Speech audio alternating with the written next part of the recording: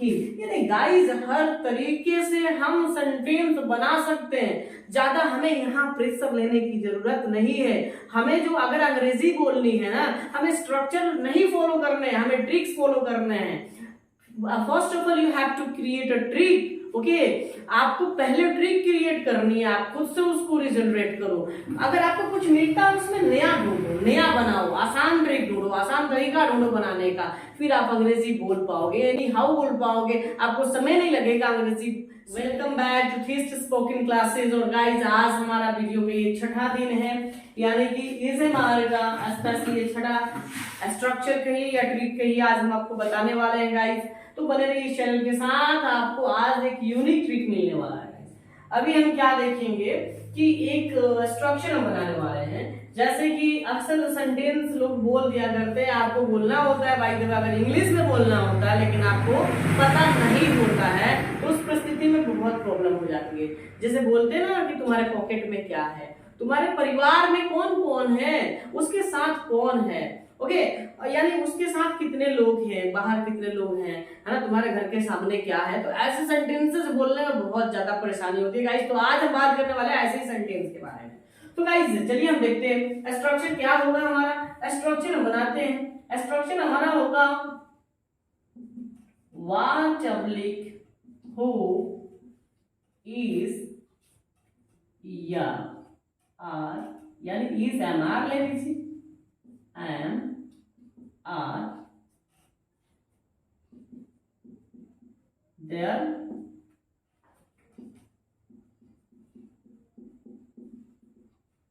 preposition plus pronoun plus noun। यानी ये हमारा हो गया structure, what oblique who plus is am are plus there plus preposition plus pronoun plus noun. ये guys हमारा आज का स्ट्रक्चर है जिसपे हम सेंटेंस बनाने वाले हैं। ओके ना, हमें यूज तो इज़ेएमआर का ही करना है, ये चीज याद रहे, इज़ेएमआर का यूज करके इस सेंटेंस को भी बनाना है।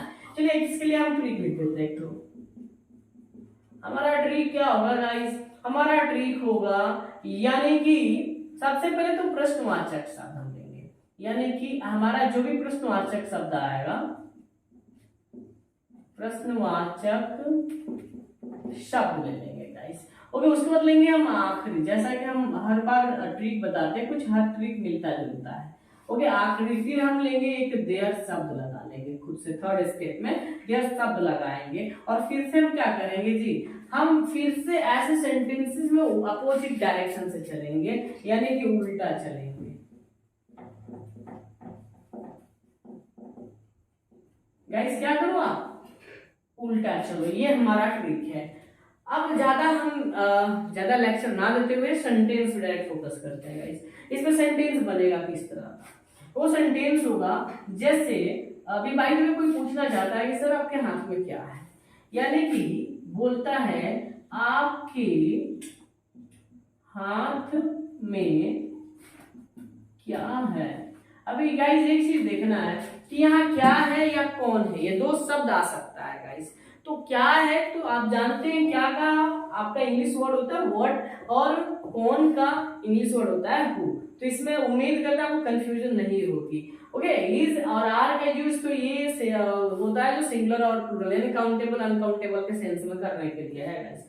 तो ये ज्यादा समझाने के लिए प्रीपोजिशन प्रोनाउन और नाउन पिछली वीडियो में हमने आपको बताया था लगभग, तो उम्मीद है कि उसमें आपको याद होगा, ज्यादा समझाने की जरूरत नहीं पड़ेगी। खैर फिर भी अगर कंफ्यूजन हो वीडियो में तो आप कमेंट जरूर करिएगा। चलिए गाइस हम बात करते हैं इस पे। यानी सबसे पहले कह रहा है व्हाट या हु लगाना, तो सबसे पहले हमें देखना सेंटेंस में क्या है या कौन है। तो हमें मिलता क्या है कि क्या है, यानी क्वेश्चन वर्ड क्या है हमारा, क्या है, हमने लगाना है व्हाट। ओके, हमारा ये पहला स्टेप कंप्लीट हुआ। अभी कह रहा है कि इज़ेएमआर में से एक चुनना, हम क्या चुनेंगे गाइस, इज। हमारा ये सेंटेंस का दूसरा स्टेप कंप्लीट हो रहा। स्ट्रक्चर में तीसरा स्टेप पे क्या है गाइस, देयर। इसे इंट्रोडक्टरी देयर कहते हैं। सेंटेंस जब इनकम्प्लीट सा लगता है तो उसे कंप्लीट कराने के लिए इंट्रोडक्टरी देयर का यूज किया जाता है।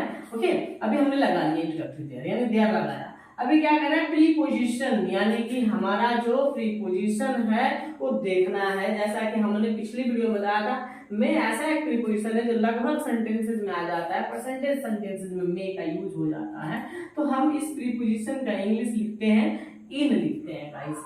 अभी क्या होता है कि कहता है कि अपोजिट डायरेक्शन से, यानी कि हमारा अपोजिट डायरेक्शन इसमें नहीं है कि आप प्रोनाउन लिखो, तो प्रोनाउन क्या है हमारा जी, आप है ना, आपके प्रोनाउन तो यही है हमारा, आपके का हमारा क्या होगा, योर हो जाएगा।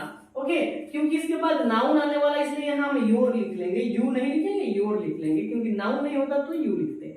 नाउन है गाइस हमारा, तो नाउन अब क्या बच गया इसमें, इस पूरे सेंटेंस में क्या बच गया हमारा, एक नाउन बचा है जो कि हाथ है, तो हम क्या लिखेंगे, यानी हैंड। यानी गाइस हमारा सेंटेंस पूरा कंप्लीट है, हर एक वर्ड को हमने लिख रखा है, यानी हमारा इस स्ट्रक्चर के अकॉर्डिंग सेंटेंस कंप्लीट होते हुए आप देख सकते हैं। What is there in your hand, आप बोल सकते हो what is there in your hand, तो गाइस हमारा सेंटेंस तो कंप्लीट हो गया एकदम इस ट्रिक के माध्यम से। लेकिन जो बच्चे बिगिनर्स हैं, है ना, जो अभी अंग्रेजी सीखना शुरू कर रहे हैं, स्ट्रक्चर बहुत कम ही समझ आते हैं, पल्ले तो पड़ता ही नहीं है परसेंटेज लोगों के, है ना, जो बिगिनर्स हैं स्पेशली उनको, तो उसके लिए क्या करना है ना, हमें ये ट्रिक यूज करना है। सबसे पहले क्या कहा कि प्रश्नवाचक शब्द, ऐसे सेंटेंस जब क्या और कौन की बात चल रही हो, है ना, क्या है कौन है, इस तरह की बात जब चल रही हो, तो हम उस समय उस सेंटेंसेस को बनाने के लिए हम इस ट्रिक का यूज कर सकते हैं। सबसे पहले हमें बोलना होता है प्रश्नवाचक शब्द, जैसे जब भी कोई बात करता है, जैसे भी बात किया,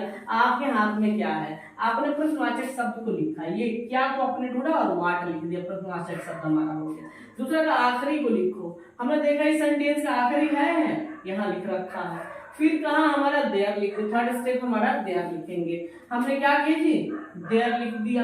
ओके, अभी क्या कहा कि देयर के बाद उल्टा चलो, अब कुछ नियम ही नहीं, ये प्रोनाउन नाउन वगैरह कुछ प्रीपोजिशन वगैरह कुछ देना नहीं है, आपको बस उल्टा चलना है। कहा उल्टा चलो, तो उल्टा चलने के पहले तो देखेंगे ये हमारा कंप्लीट है, ये हमारा कंप्लीट है, बचा क्या, मे का आपने इन लगा रखा है, फिर उल्टा ही चलना है, तो क्या करें, आपके हाथ में, यानी कि आपके हाथ, ये एक साथ जुड़ा हुआ है गाइस, तो आपके हाथ का होगा योर हैंड, तो इसमें कंफ्यूज होने की जरूरत नहीं है, यानी what is there in your hand, यानी आप देख पा रहे हैं कि ये आप इस ट्रिक की मदद से बनाइए या फिर आप इस स्ट्रक्चर की मदद से बनाइए, आप सेंटेंस बना सकते हैं। लेकिन आपको अगर ज्यादा बिगिनर से अगर ज्यादा शॉर्ट में बनाना है, आप मेरे ये ट्रिक यूज कीजिए, आप दिमाग में हमेशा रखिए ये ट्रिक को, आप आसानी से कर पाएंगे। चलिए दूसरा एग्जाम्पल लेते हैं गाइस, हम दूसरा एग्जाम्पल ले लेते हैं कि उसके घर के सामने क्या है, ये दूसरा हमारा एग्जांपल, उसके घर के सामने क्या है गाइस, इसको डायरेक्टली हम बनाते हैं इस ट्रिक पे। ओके, उसके घर के सामने क्या है, सबसे पहले क्या बोला, प्रश्नवाचक शब्द ढूंढो, यानी ऐसे सेंटेंसेस में प्रश्नवाचक शब्द ढूंढना है। हमें क्या मिल गया, क्या काम लिख लेना है व्हाट, फिर क्या आखिरी ढूंढ दो, आखिरी क्या है गाइस, हमने लिखना है इज। ओके, फिर देयर कहा, देयर हमने यूज कर लेना है यहाँ पे, बस थर्ड स्टेप में क्या है, देयर हमने यूज करना। फिर क्या, उल्टा चलो, उल्टा चलना है, तो हमारा के सामने का गाइस जान तो प्रीपोजिशन है, के सामने क्या है, प्रीपोजिशन है। के सामने का मीनिंग होता है इन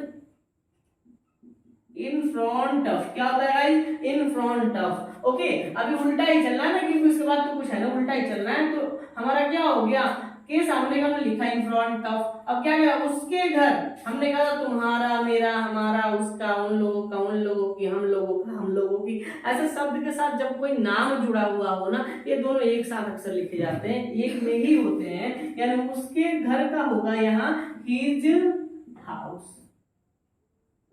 ओके गाइस, यानी what is there in front of his house, what is there in front of his house. हम देख पा रहे हैं हमारा दूसरा एग्जांपल भी बड़ा आसानी से कंप्लीट हो गया गाइस।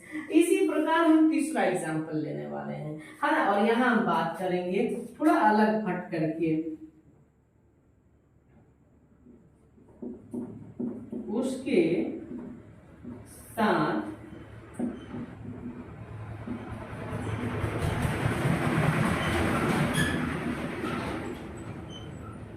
उसके साथ कौन कौन है, उसके साथ कौन कौन है, तो बहुत बच्चे कंफ्यूज हो जाते हैं कि कौन कौन का यहाँ लगा दो हु नहीं, आपको एक ही लगाना है।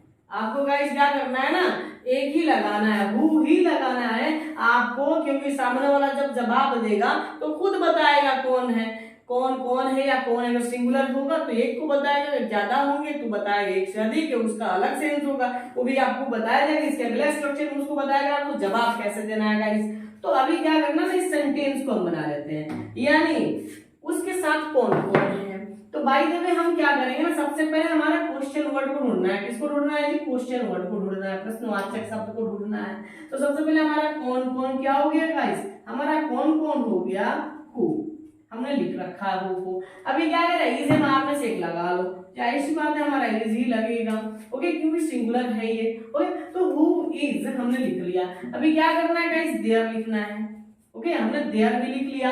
अभी क्या करा, प्रीपोजिशन दो। इसमें प्रीपोजिशन क्या है, साथ, यानी के साथ हमारा एक प्रीपोजिशन है गाइस, और के साथ का होता है हमारा मीनिंग विद होता है, हमने वो भी लिख रखा है।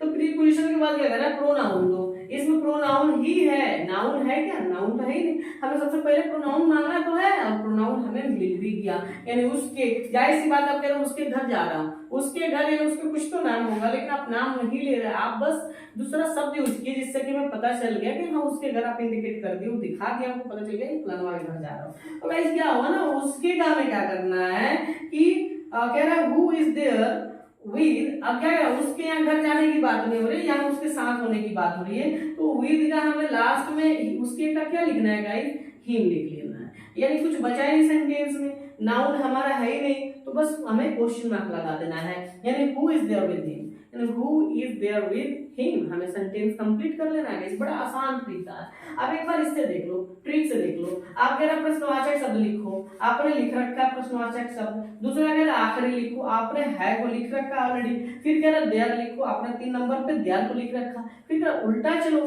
आपने क्या किया जी, ये हो गया था, ये हो गया था यहाँ, अब साथ का आपने लिख लिया विद, और उसके का हो गया हिम। यानी गाइस हर तरीके से हम सेंटेंस बना सकते हैं, ज्यादा हमें यहाँ प्रेशर लेने की जरूरत नहीं है। हमें जो अगर अंग्रेजी बोलनी है ना, हमें स्ट्रक्चर नहीं फॉलो करने हैं, हमें ट्रिक्स फॉलो करने हैं। First of all you have to create a trick, okay, आपको पहले ट्रिक क्रिएट करनी है, आप खुद से उसको रिजनरेट करो। अगर आपको कुछ मिलता है उसमें नया ढूंढो, नया बनाओ, आसान ट्रिक ढूंढो, आसान तरीका ढूंढो बनाने का, फिर आप अंग्रेजी बोल पाओगे, यानी हाउ बोल पाओगे, आपको समय नहीं लगेगा अंग्रेजी सीखने में। बहुत लोग कंफ्यूज होते हैं ना कि हमारे पास जो है माहौल नहीं है, उस तरह के इन्वायरमेंट नहीं है, कहाँ से अंग्रेजी बोले, ये सब बहाना है। आप शीशा के सामने खड़े हो जाए, एक मिरर लो और उसके सामने खड़े हो जाओ, बात करो उससे, है ना, उसी से पूछो, एक रिफ्लेक्शन होगा ना उससे, जो रिफ्लेक्ट होके तुम्हारे सामने एक दिखेगा उसमें, तो समझो दूसरा आदमी है, तुम दूसरा, खुद ही क्वेश्चन बनो और खुद ही उसका आंसर बनो, यानी खुद ही सवाल और खुद ही जवाब बनो, फिर जाके दुनिया में तुम्हारा वजूद दिखेगा गाइस। तो पहले अगर कुछ करना है तो फिर आपको आगे बढ़ना होगा। तो उम्मीद करते हैं आपको ये ट्रिक भी और ये स्ट्रक्चर भी अच्छा लगा होगा। अगर अच्छा लगा हो तो प्लीज इस वीडियो को लाइक किए बगैर नहीं जाना, और जो लोग नए हैं इस चैनल पे वो लोग प्लीज इस चैनल को पहले सब्सक्राइब कर लें और बेल आइकन दबा लें, ताकि ऑल पे क्लिक कर लें, ताकि आपको हर एक वीडियो का नोटिफिकेशन समय से मिलता रहे।